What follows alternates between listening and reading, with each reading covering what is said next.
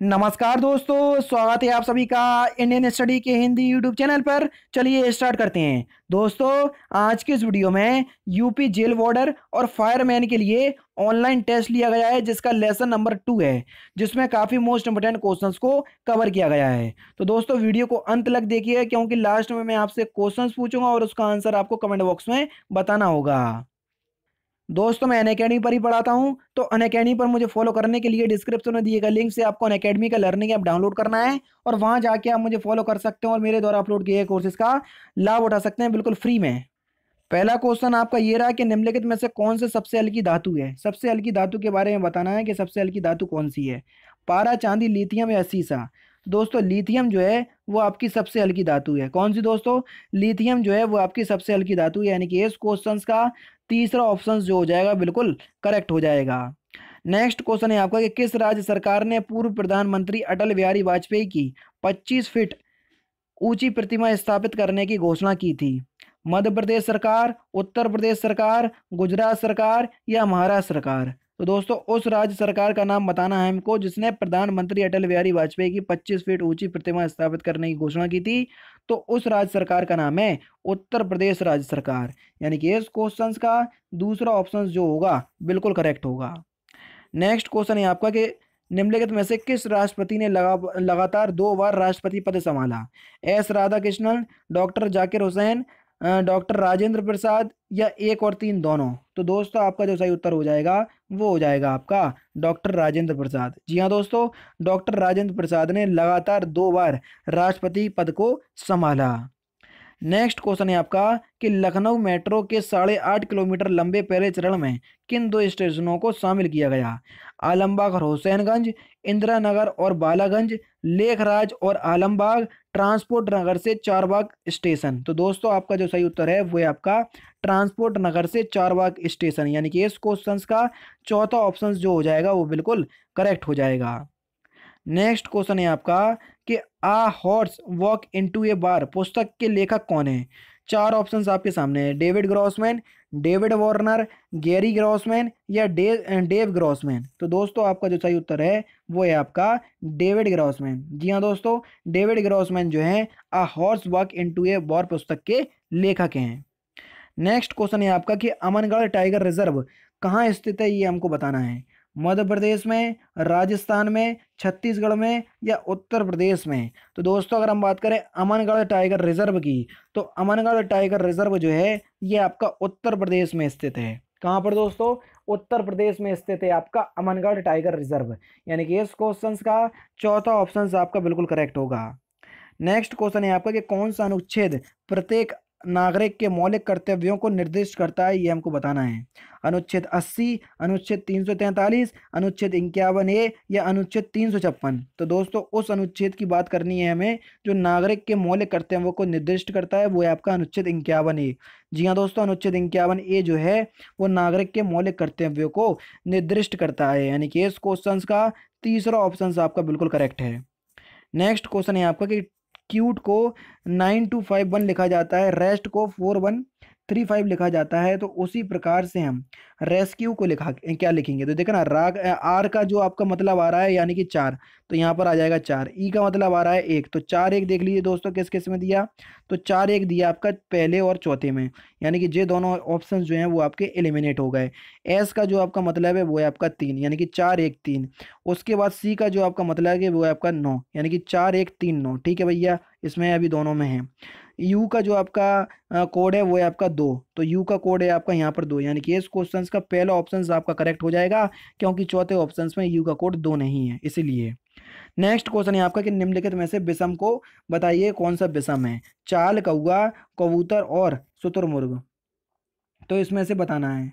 तो दोस्तों, अगर हम बात करें विषम की, तो शुतुरमुर्ग जो होगा वो आपका विषम होगा, यानी कि इस क्वेश्चन का चौथा ऑप्शन आपका बिल्कुल करेक्ट है। नेक्स्ट है आपका अगर 83 जो है वो 25 से संबंधित है, तो 92 कैसे संबंधित होगा? देखो बिल्कुल सिंपल है। 8 में से 3 गया हो तो आ गया आपका 5, 5 का स्क्वायर कर दिया तो 25। 9 में से 2 गया तो आ गया आपका 7, 7 का स्क्वायर कर दिया तो कितना आ जाएगा? 49, यानी कि इस क्वेश्चन का तीसरा ऑप्शन आपका बिल्कुल करेक्ट हो जाएगा। ठीक है।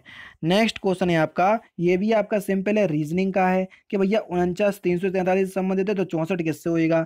देखो 49 7 का स्क्वायर है, 7 का क्यू है 343, 8 का स्क्वायर है 64, तो 8 का क्यू कितना हो जाएगा दोस्तों, 8 का क्यू हो जाएगा आपका 512, यानी कि इस क्वेश्चन का पहला ही ऑप्शन आपका बिल्कुल करेक्ट ऑप्शन हो जाएगा। समझ में आया कि नहीं आया। नेक्स्ट क्वेश्चन जो है वो आपका एक मुहावरा है कि भैया घुटने टेक देने, मुहावरे का सही अर्थ क्या होता है ये हमको बताना है। निराश होना, हार मान लेना, थक जाना, या काम बीच में ही छोड़ देना।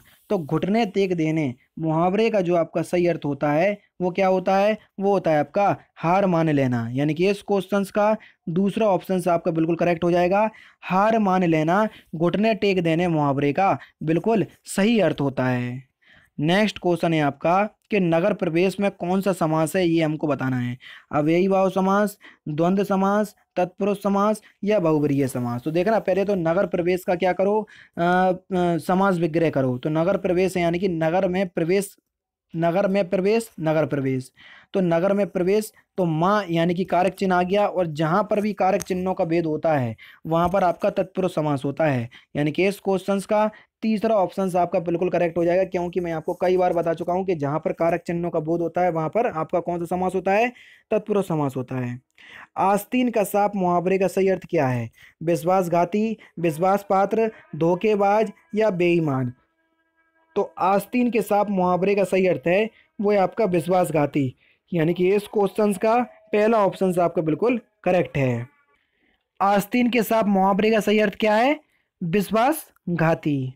नेक्स्ट क्वेश्चन है आपका कि दोहे में कौन सा समास है, ये अलंकार है, सॉरी अलंकार के बारे में पूछ रहे हैं, ये हमको बताना है।